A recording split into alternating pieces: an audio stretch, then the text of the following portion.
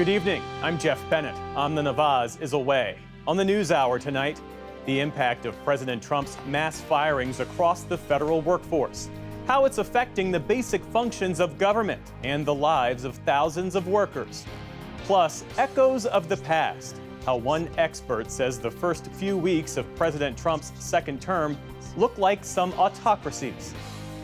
Americans haven't seen this before, so they don't know what it means. Trump 1.0 didn't do as much lasting damage as Trump 2.0 has already done in the first few weeks. And how the gutting of billions of dollars of U.S. foreign aid threatens the livelihoods of American farmers.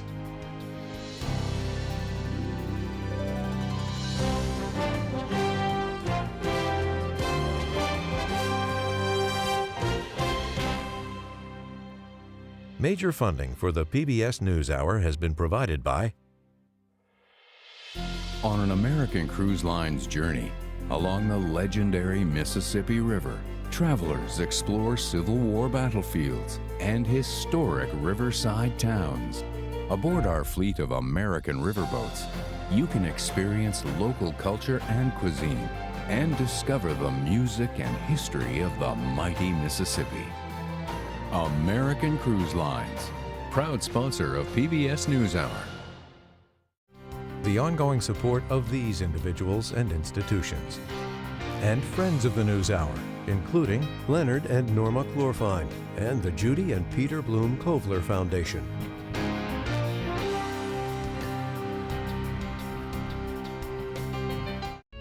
The William and Flora Hewlett Foundation.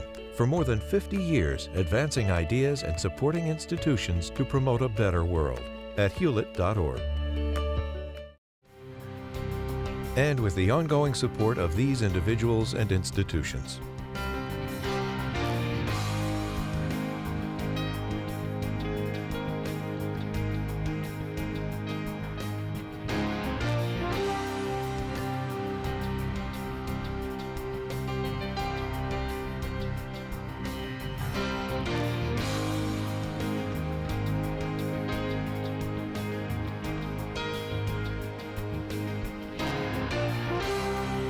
This program was made possible by the Corporation for Public Broadcasting and by contributions to your PBS station from viewers like you. Thank you. Welcome to the NewsHour. The federal government is closed today in observance of President's Day, but the Trump administration's effort to permanently scale back the size and scope of the federal workforce continues in full force. As Laura Barone-Lopez reports, President Trump's actions in his first few weeks also fueled demonstrations on this holiday weekend. Where is Congress? This President's Day, This is what democracy looks like. protests across the country pushing back against President Trump's first month in office and what organizers say are his anti-democratic and illegal actions. They call it the No King's Day protest, even as the president suggested in social media posts this weekend that he is above the law, stating he who saves his country does not violate any law. Democratic Congressman Jamie Raskin responded on CBS. The dominant objective of this administration is corruption and lawlessness. Trump's declaration comes as his administration faces multiple restraining orders from judges, who've in some cases said his actions are likely unconstitutional. One of those cases could be the first test for the U.S. Supreme Court, after the president fired the head of a federal agency that protects whistleblowers. A lower court blocked him. But the Trump administration has asked the High Court to uphold the removal of Hampton Dellinger as head of the Office of Special Counsel.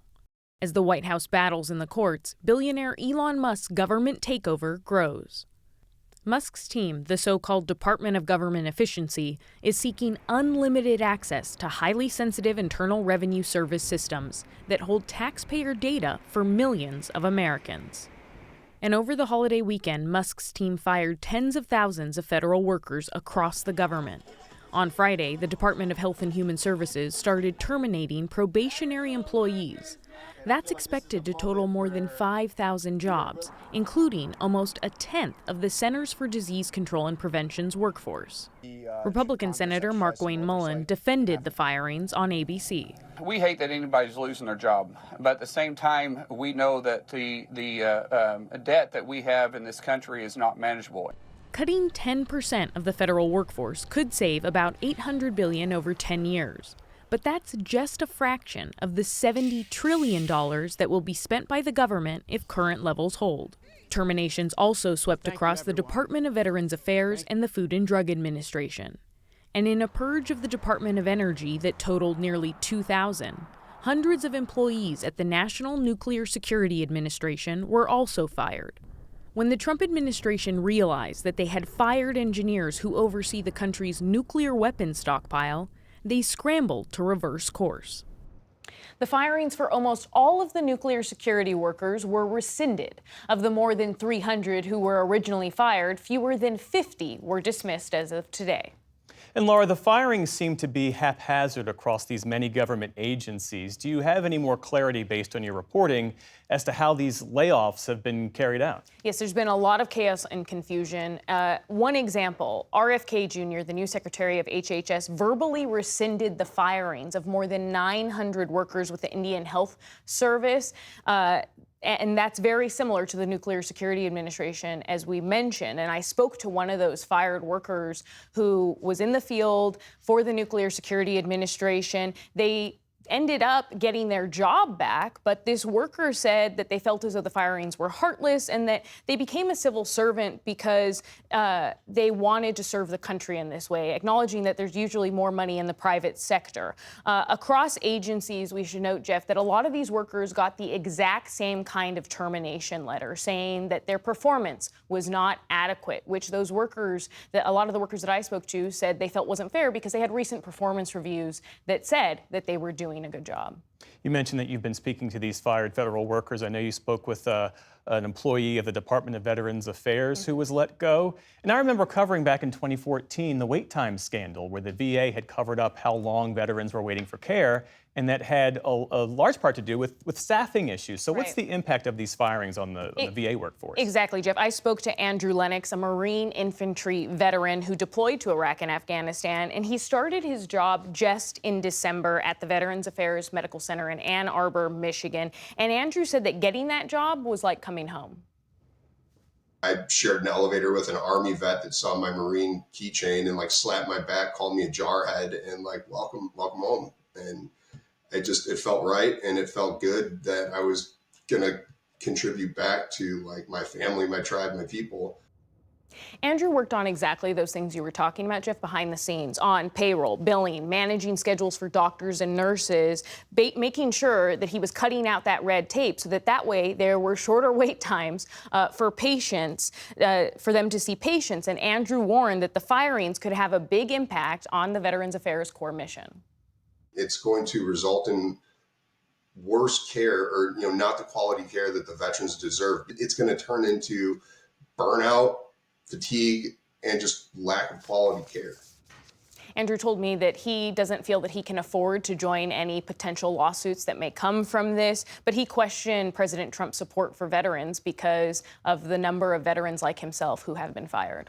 The Department of Health and Human Services, as I understand it, has also been affected by this, and you spoke with someone at the Centers for Medicare and Medicaid Services. What did they have to say? I spoke to Ariel Kane. She was laid off on Saturday over the weekend. A third of her team was fired. She worked with state Medicaid agencies to improve maternal health outcomes and lower costs, and she said that gutting programs like hers could end up affecting the lives of everyday Americans, potentially in a life-threatening way.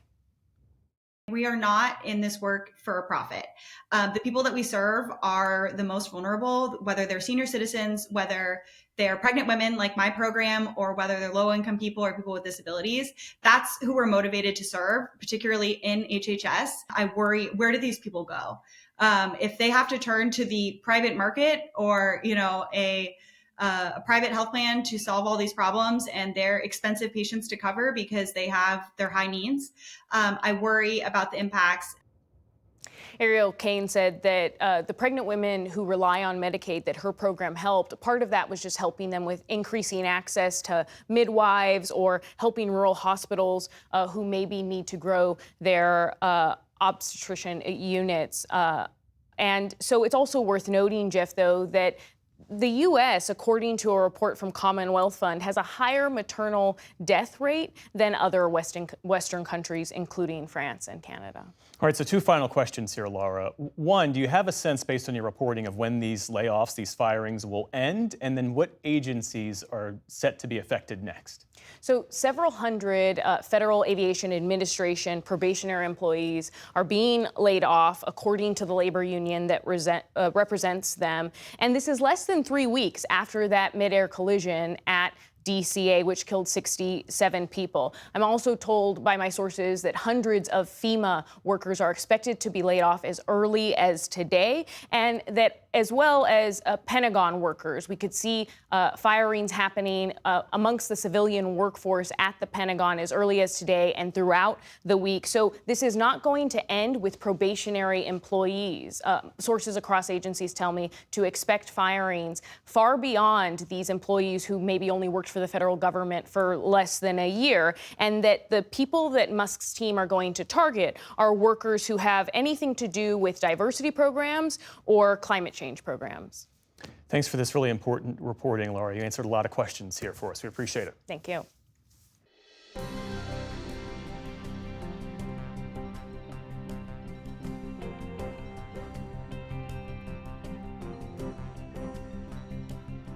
The day's other headlines begin in Toronto, where a Delta Airlines plane crashed while landing at Pearson International Airport.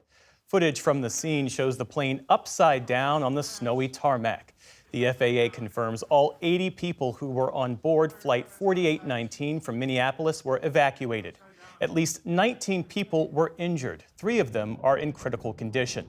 A temporary ground stop was put in place at the airport, though service has since resumed. It's at least the 4th major aviation incident across North America in just the past month. Officials now say at least 12 people have died from severe storms that swept through the South this weekend. One person died in Georgia from an uprooted tree that crashed into a home. And unrelenting rain that submerged entire communities killed at least 11 more across Kentucky. Floodwaters also submerged parts of West Virginia, Georgia, and Tennessee. Kentucky's Governor Andy Beshear said that at least 1,000 people stranded by high waters had to be rescued. And he stressed that the full toll of the storm is still not known. We are still in the search and rescue phase of this emergency. We still have multiple different missions that are underway. There are still people that are in harm's way. Farther west, the 10th and coldest polar vortex of this season is descending onto the Rockies and northern plains, bringing what forecasters call life-threatening cold. In parts of North Dakota, temperatures are expected to plunge to 50 degrees below zero when factoring in wind chill. Northern Texas could feel as low as 0 degrees starting tomorrow.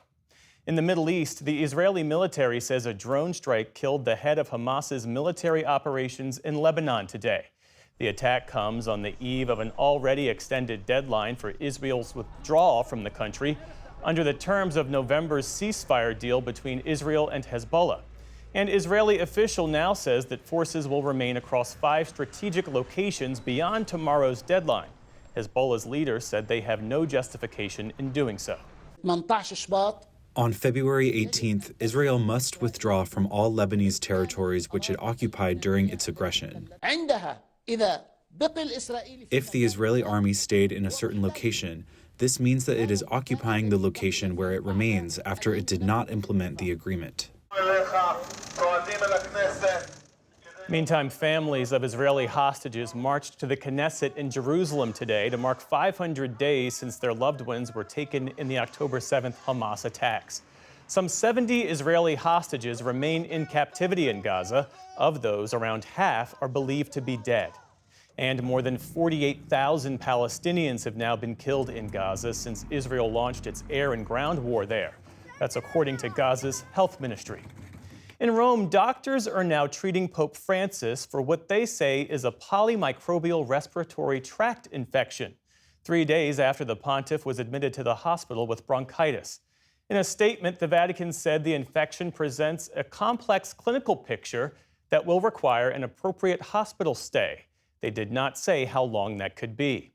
All weekend, well-wishers laid flowers outside the Gemelli Hospital where Pope Francis is being treated. The 88-year-old has a long history of health problems, though the Vatican says he remains in good spirits. And on this President's Day, a rare artifact from the nation's first commander-in-chief is being put up for sale. The letter from George Washington to a subordinate is dated May 7, 1777, when he was leader of the Continental Army.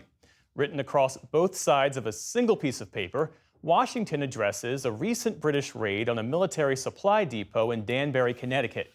He writes that the attack could actually help inspire the American people to arms. The asking price for this piece of history, $150,000. Still to come on the NewsHour, European leaders are left scrambling after the U.S. proposes talks with Russia to end the war in Ukraine. Tamara Keith and Amy Walter break down the latest political headlines. And an Oscar-nominated documentary exposes the horrifying abuse of Native children in Canadian residential schools. This is the PBS NewsHour from the David M. Rubenstein Studio at WETA in Washington, and in the West from the Walter Cronkite School of Journalism at Arizona State University. President Trump's social media post over the weekend, "He who saves his country does not violate any law," implying that he is above the law, triggered alarm bells from experts who were already concerned about the legal and constitutional boundaries tested in President Trump's first few weeks in office. Kim Lane Shepley is the Lawrence S. Rockefeller Professor of Sociology and International Affairs at Princeton University. She studies the rise and fall of democratic governments. Amna spoke with her earlier as part of our new series on democracy. Kim Lane Shepley, welcome back to the NewsHour. Thanks for being here. Very nice to be here. So many of President Trump's actions we've seen so far that are already being challenged on the basis of their legality or constitutionality, these are things he promised to do, said he would do as president. He would say now this is what voters want him to do, and so he's doing it as fast as he can through executive orders. How do you see it? Well, it's true. A lot of these are things he promised, but democracy isn't just about getting elected and meeting promises. You have to fulfill the promises if you're going to do them in the proper legal way. So what he's just been doing is signing a lot of executive orders, and a lot of these executive orders directly conflict laws passed by Congress. They directly conflict with constitutional provisions. And that's not the way that you can do it. This is also a president who has praised strongmen in other countries, authoritarian leaders in other nations, people like Vladimir Putin in Russia, Jair Bolsonaro in Brazil, Viktor Orban in Hungary. As someone who has lived in both Russia and Hungary, are you seeing patterns here that mirror what you saw there? Yeah, absolutely. So the thing about these strongmen leaders is that what makes them strong is that they've managed to escape legal constraints on their power. So they've neutralized their parliaments so that they don't talk back to them. They've captured their courts so that they don't override them. They've altered the election law so that no one can get rid of them. And that seems to be the model that Trump is really finding very attractive. And so what he admires about them is that they have been able to govern essentially in an unconstitutional way. And you see him now really going after the constraints on his own executive power. We've also seen the targeting of very specific groups like immigrants and transgender people. Is that something you've seen before? Absolutely. Picking scapegoats is partly a way of generating public approval for people who don't like the scapegoats. But it's also a way of saying to people who might challenge this government, this could happen to you. So if you step out of line, you can see what happens. You fall into this abyss of arbitrary treatment where the law cannot protect you and where we are going to come after you. So it's really a way of generating fear, not only in the targeted categories, but beyond the targeted categories to people who are not on board with the president's program. And Kim, as someone who looks at how leaders govern and lead in these ways, are you seeing something markedly different in Trump's second administration compared to his first? Trump 1.0, he just flailed around. He had a lot of ideas, but he didn't entrench himself. He didn't attack the institutions. So he sort of dropped government on the floor, but he didn't try to completely change the way it operated. Second time he comes back and he's got lawyers. Everything is legal. That's why you see the flurry of executive orders. You see these memos going out saying the president has commanded this in law. And so he's going after the civil service, for example. And civil servants who work from one government to another, from Republican to Democratic administrations and back again, are used to having somebody say, this is now the law, you follow it.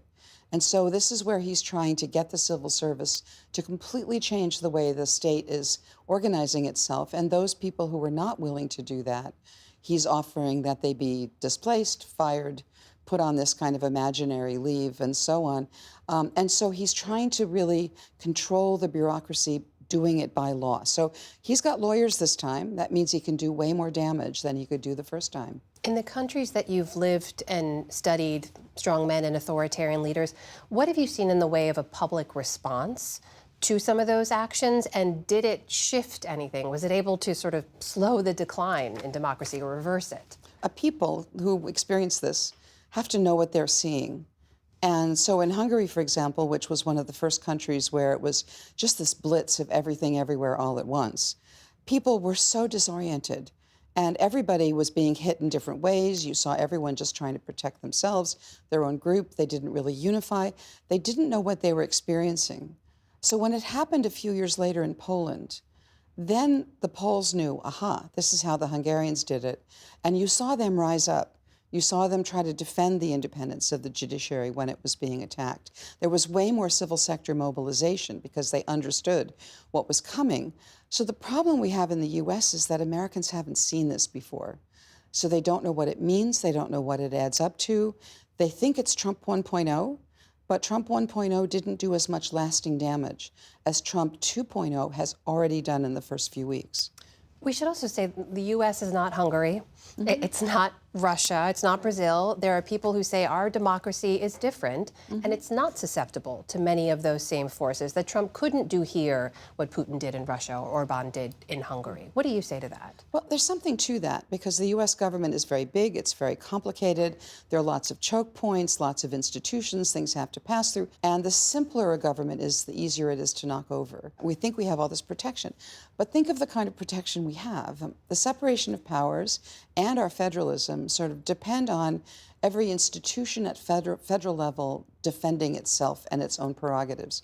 It relies on the states defending themselves and their own prerogatives. But what we have now is something that some law professors have called not separation of powers, but separation of parties. And so if you get a party that is as organized as the present Republican Party is, the Republicans in Congress will defend the Republican in the White House. The Republican judges will rule in favor of the Republican in the White House. The Republican governors will also jump on board. And so the institutional protections really fall apart when you have this kind of party discipline that runs through all the institutions, and then the institutions don't provide the checks anymore. So the U.S. is way more vulnerable than I think our classic separation of powers model really would lead us to believe. Kim Lane Shepley of Princeton University. Thank you. I really appreciate your time and insights. Glad you're working on this topic.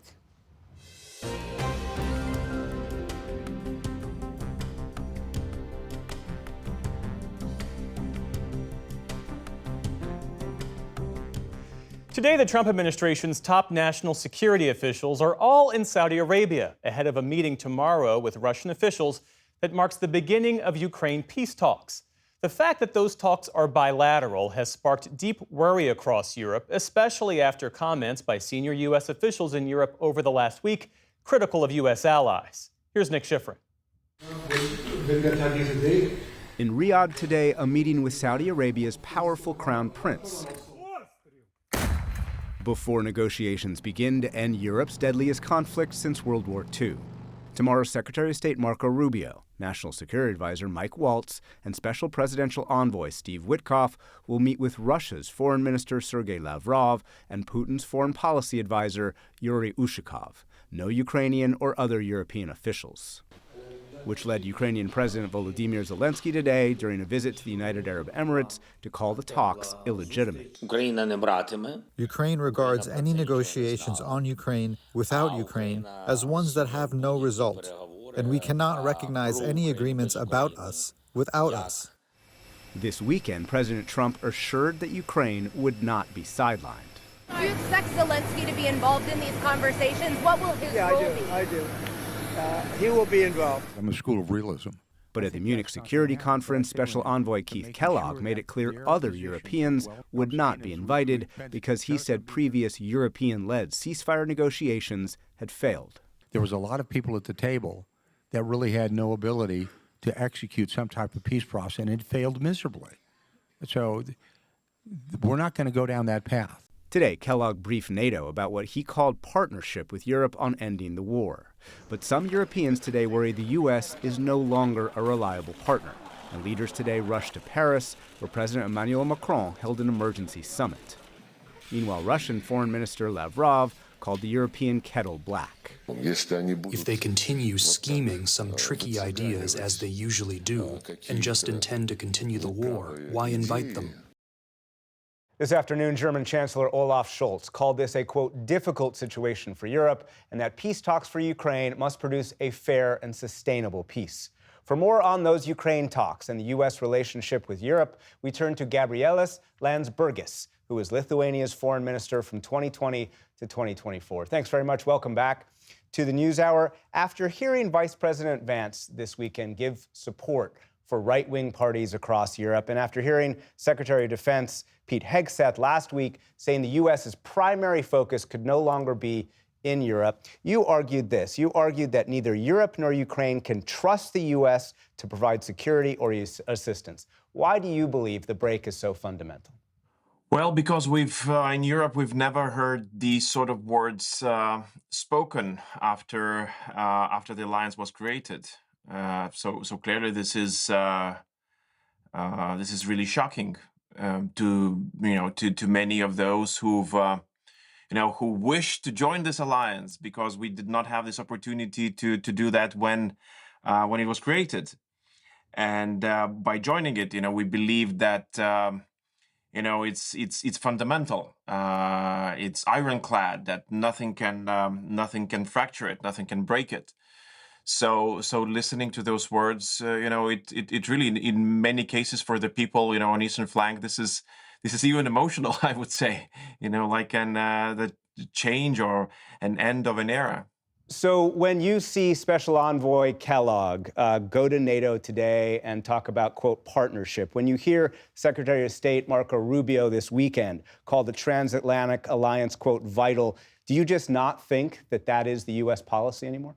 The question is that in the face of biggest geopolitical calamity in the continent, since the Second World War, people might start doubting whether the alliance still works as it has, as we've set out for it to work, or as we planned for it to work.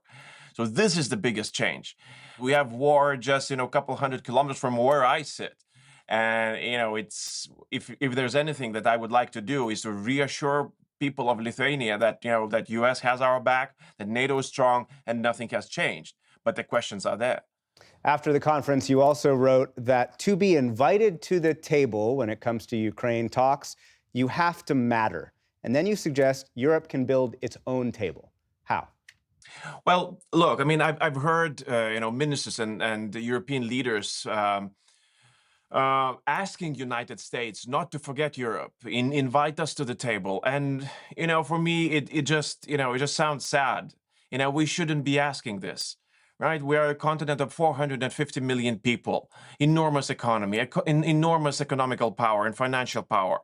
Clearly, just, we've been asleep for a very long time. And if there is a time to wake up, so it is now. We wake up, we start financing our defense, where we can start financing Ukraine, and then we build a table. We support Ukraine, but we would say that, look, yeah, the times, might change, the alliances change, but, we have your back. And I have full confidence that Europe is able to say that.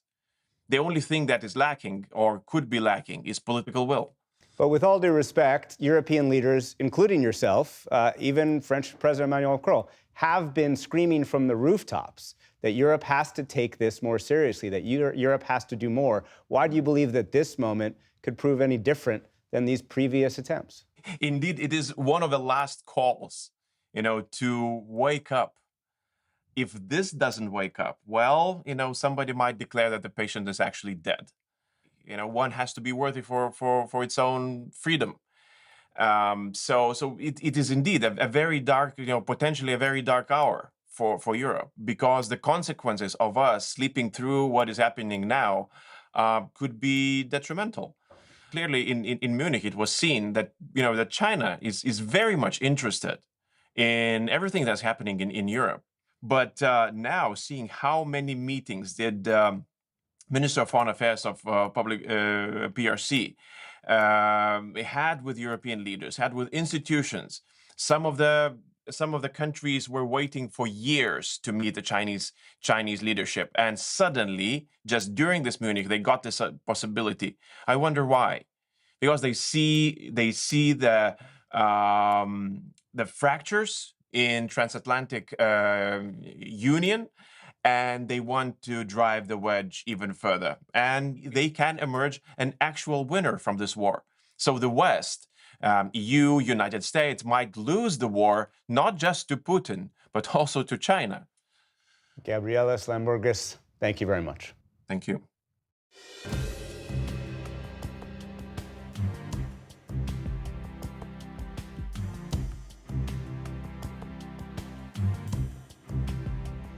In the last two presidential elections, farmers voted overwhelmingly for Donald Trump. But now some farmers are saying his efforts to cut the government are causing major financial pressure.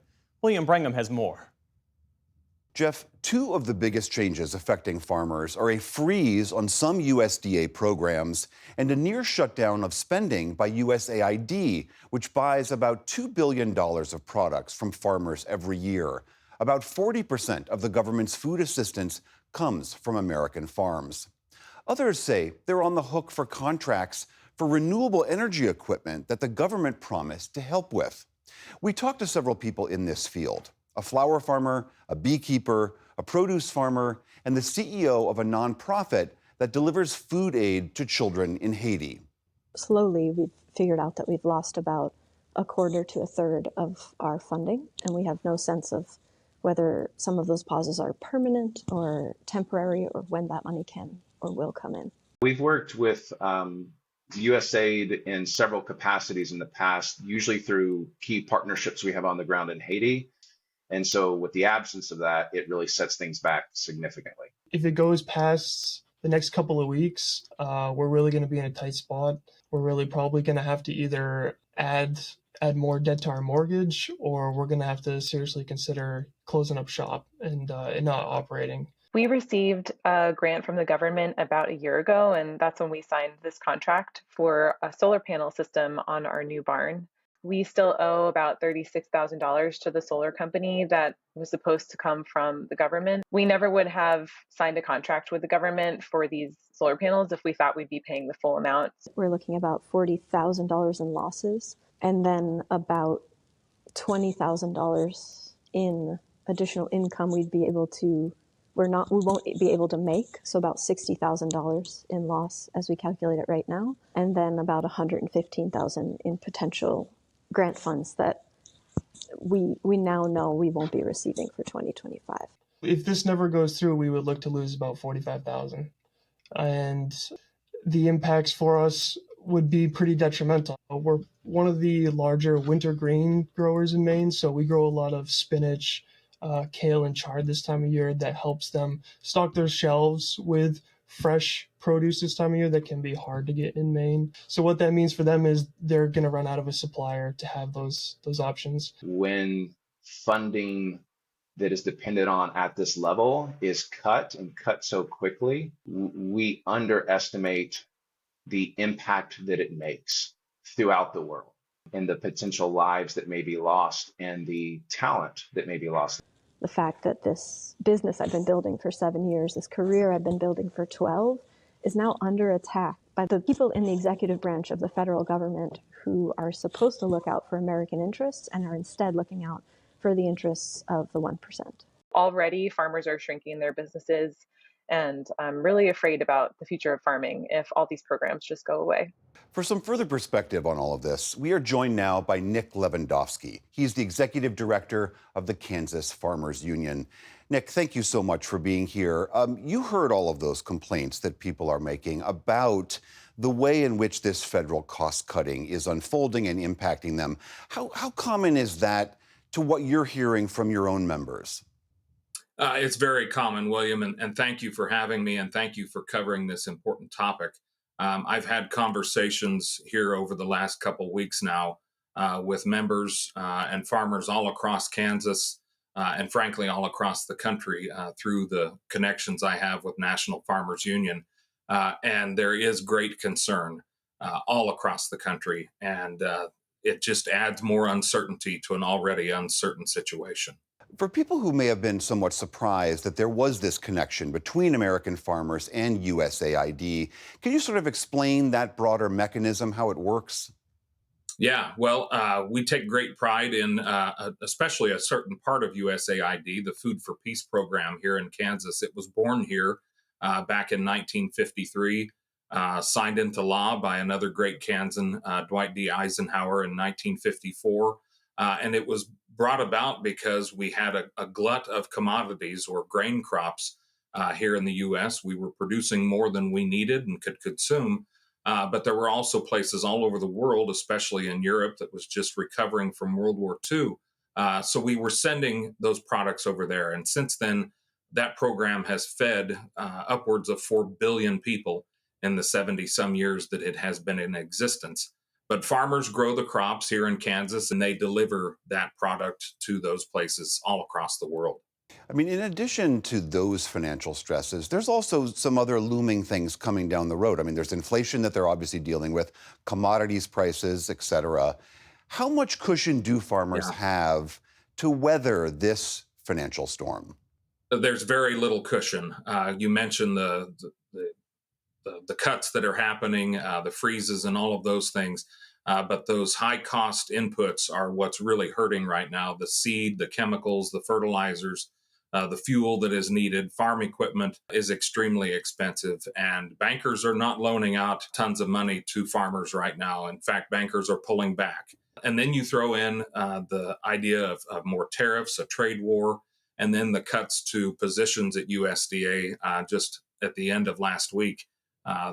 Crucial positions in the Farm Service Agency offices, the NRCS offices that are all over the country. These are folks who are integral to American agriculture, and those positions are now gone, and people that were working in those offices have now had to pick up more of the slack. We asked the White House about some of these criticisms, and this is the statement that they gave us. They wrote, "The Biden administration crushed American agriculture with regulatory uncertainty, crippling inflation, trade imbalances, and radical environmental policies. Thankfully, President Trump is already delivering relief by unleashing American energy and cutting 10 regulations for every new regulation. He will continue to make all agencies more efficient to better serve the American people, including our hardworking farmers." I mean, the White House is arguing, in essence, that they were elected to do this and that these policies are what what the American public more broadly want. How true is that for your members? Well, I don't think there's a whole lot of truth to their statement. Blaming the past administration, I think, is an odd way to go. If you're in charge now, it's your job to take this on. I would say, though, that there are a lot of people who are very concerned out there who voted for this administration. But, they wrote it all down in Project 2025. I guess we should have paid a little closer attention to what was in that. I read the agriculture section. I know it better than I probably should. But it was there. It was all in writing. We probably should have paid closer attention to it. I'll just say this. I think it's time for this administration to recognize who put them into office, and also to understand that these people are hurting, and this only adds to the hurt that they're already dealing with. All right, Nick Lewandowski of the Kansas Farmers Union. Thank you so much, sir. Appreciate your time. Thank you, William.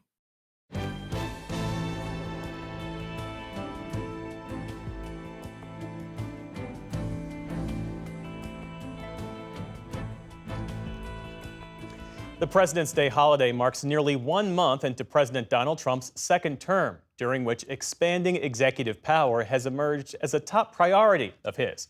For that and the other political headlines, we turn now to our Politics Monday duo. That's Amy Walter of the Cook Political Report with Amy Walter and Tamara Keith of NPR. It's great to see you both. Good to see you. So, Amy, President Trump's tweet over the weekend, "He who saves his country does not violate any law." This wasn't some one-off statement by President Trump. It was emphasized by the White House's Twitter account, X account, making clear that this is now the official position of the administration.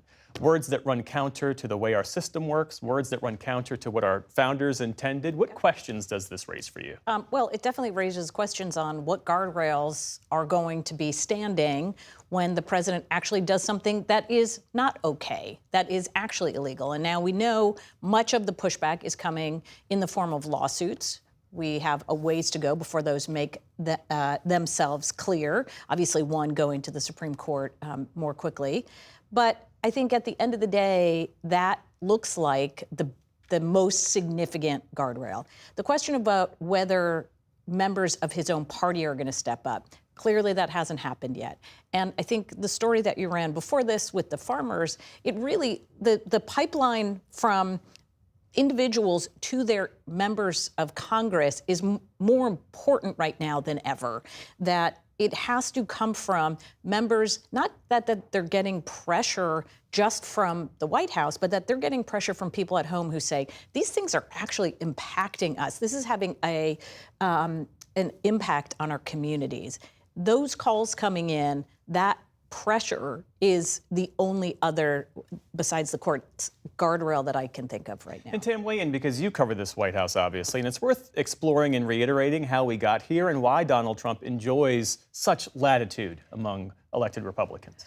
Right. So he really rose from the ashes. He is a phoenix who rose from the ashes, and he survived 2 impeachments, he survived an assassination, and he survived numerous criminal prosecutions that didn't ultimately go anywhere except in one case, and that one is the sentencing was essentially put on hold. So he comes in also with the Supreme Court, a Supreme Court with a conservative supermajority that he is credited with putting there, that has a more expansive view of presidential power than past courts.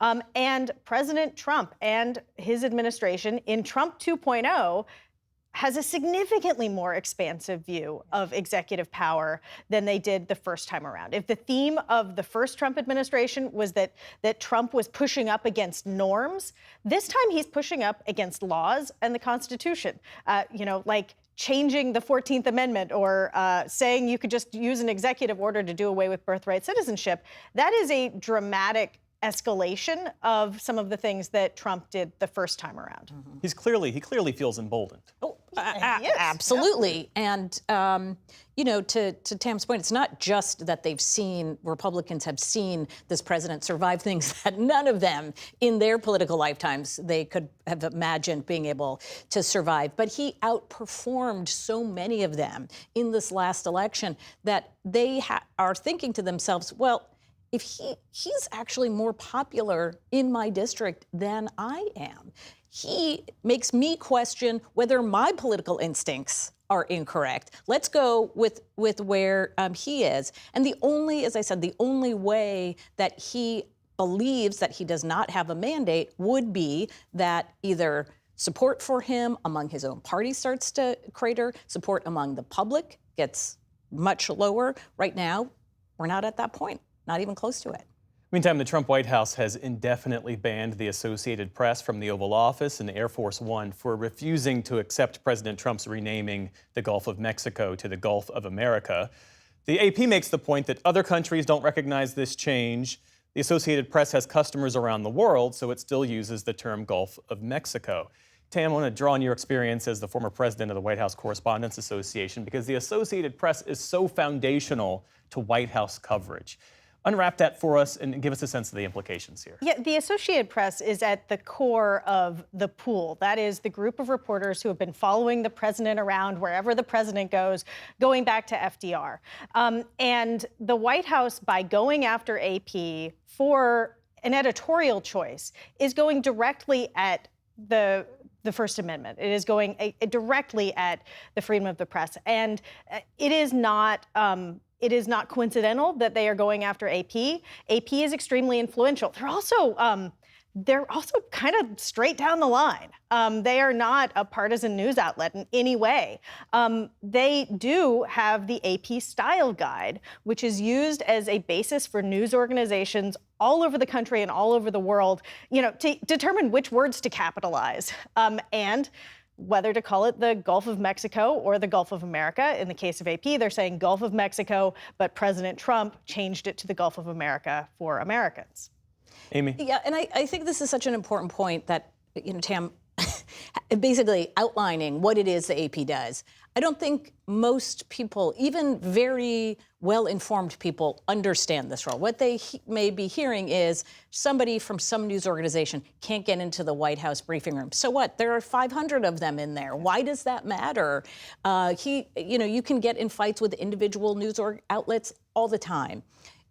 This is meant to send definitely a message. And we've already seen a number of news organizations who Trump has gone after legally decide to settle or to give over in the case of CBS, the footage. So it goes back to your point. He's getting everything that he wants. Why would he do something different?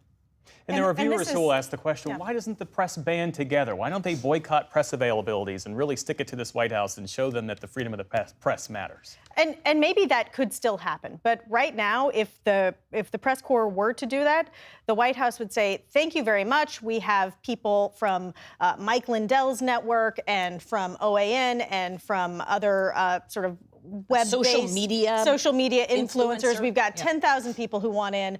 Fill the Oval. And then the questions being asked will not be the tough questions that the American people deserve.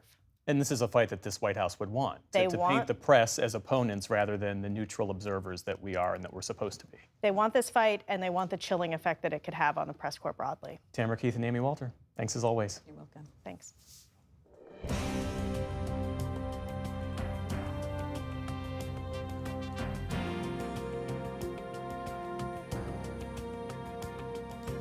An investigation at an Indian residential school in Canada is the focus of the documentary Sugarcane, named after a native reservation in British Columbia. The film is up for an Academy Award and has already made history.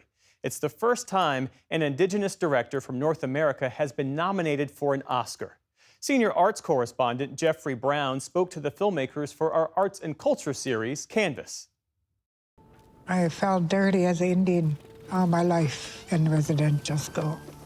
Sugarcane tells a horrific history, the abuse of several generations of Native children at St. Joseph's Mission in British Columbia, in a deeply personal way, through individuals who experienced it and family members who've lived with the consequences. One of the latter, co-director Julian Brave Noiscat. Despite the fact that my own family attended St. Joseph's Mission and survived the Indian residential schools, I actually knew very little about their experiences at them, in part because it was not something that we talked about. I think that the memories, in particular for my grandmother who attended St. Joseph's Mission, she really didn't speak about what happened at that school. So this film was, in part an act of self-discovery for myself and even more so for my father, who was born at that school in circumstances that we didn't really know about until we went about investigating that story through this documentary. Noiscat's directing partner is filmmaker and journalist Emily Cassie. This is the origin story of North America, how the land was taken, how 6 generations of Indigenous children were separated from their families and forced into these assimilationist schools. And this film is a story of the past, but it's also a story of the present. Native communities across North America are still suffering from the highest rates of suicide, addictions, and cycles of violence as a direct result of these schools. St. Joseph's Mission was just one of 139 Canadian residential schools, most run by the Catholic Church, that operated officially from the 1880s until the 1990s. Like boarding schools in the U.S., they separated Native Americans from their own families and cultures, an attempt to, quote, get rid of the Indian problem. They lost the right to parent their own kids. They lost the right to speak their own languages and practice their own culture. And so it was very important for us to tell a story of the living, of what it was to carry forward this trauma and this pain as these secrets begin to be unearthed and excavated. Across Canada, an estimated 150,000 students attended these schools. Widespread abuse has been documented. The numbers of children who died from disease, neglect, and violence, or by suicide, continue to be tallied, but are in the thousands. The film tells of sexual abuse by priests, babies born to Native children, and in some cases, infanticide. So all of those principals were involved in some way with the disappearance, with the death, with the babies being born. The greater story here is not just one of cultural genocide, but it's actually one of a people who, despite over a century of government effort to annihilate our culture, to separate us from our families and our identities, remain connected to the places we come from, connected to our families, and remain connected to our traditions and ways of being. Capturing this on film meant embedding themselves in this community over the course of 2.5 years. This is something that's been covered or looked at in government investigations. It's been covered on the news, including on our program. When you tackle it as a documentary filmmaker, what does that allow you to do? What new does that bring to this? We wanted to make a film that prioritized emotional truth at the same time that it uncovered journalistic truth, what it was to live with this pain, and to say that Native people are worthy of epic storytelling, are worthy of the big screen, and the cinematic language that we created around sugarcane allows you to immerse yourself in this world, really live alongside our characters. In one harrowing scene, survivors recount what happened when they did try to report abuses. I went to the nun. She told me to tell the priest. I told the priest. He told me to tell the Indian agent. I told the Indian agent. He told me to tell the RCMP. I told the RCMP. He went and told my dad, and my dad beat the out of me. That's when I said, okay. I went and bought a bottle of wine and I got drunk. The secrets that people have kept for decades, including those of Noisecat's father and grandmother, are part of the generational trauma the film captures. I didn't leave you, son. Yeah, you did. What was I supposed to do? I had to move in with my dad for 2 years to work on this film. And we had enough time and we developed deep enough relationships that you actually get to see, real people grapple with a very deep and terrible history here, overcome it and to change through the course of the film. And I think that in nonfiction is quite rare. Also notable, the stylistic choices they made. No formal interviews, scenes playing out almost like a dramatic feature. Meant picking up Chief Lily Sellers' kids from hockey practice and spending nights watching American Idol with Rick Gilbert. We decided to shoot on prime lenses, which meant we couldn't zoom, which meant we had to move our bodies to be that close, which required just a lot of trust built over time. Being sorry for something is just the first step. You have to take action. The film references apologies by both the church and the Canadian government. But in recent years, efforts to right the wrongs of the boarding school have faced backlash. If Canada's Conservative Party wins this year's election, there are fears funding to further investigate the atrocities will be cut. Our film, I think, should be seen as the beginning of correcting the historical record. And I think it's unfortunately, going to go down as sort of a moment where we just started discovering more about what happened at these schools. And then, for political reasons, our society's moved on from correcting the record. Sugarcane is now streaming on Hulu and Disney+. For the PBS NewsHour, I'm Jeffrey Brown. And that is the NewsHour for tonight. I'm Jeff Bennett. For all of us here at the PBS NewsHour, thanks for spending part of your evening with us. Major funding for the PBS NewsHour has been provided by Cunard is a proud supporter of public television. On a voyage with Cunard, the world awaits. A world of flavor, diverse destinations, and immersive experiences. A world of leisure and British style. All with Cunard's White Star service.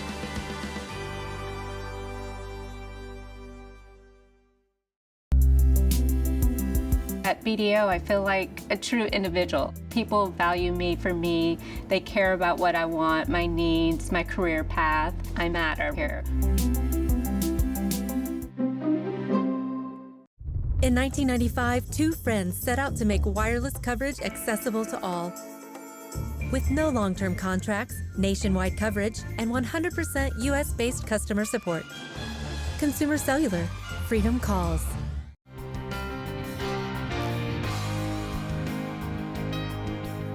the John D. and Catherine T. MacArthur Foundation, committed to building a more just, verdant, and peaceful world.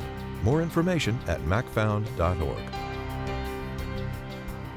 And with the ongoing support of these institutions.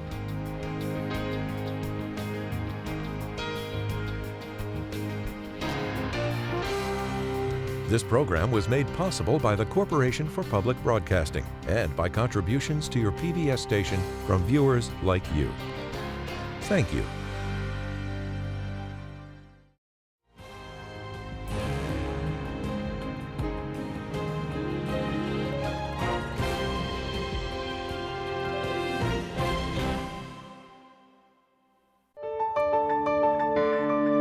You're watching PBS.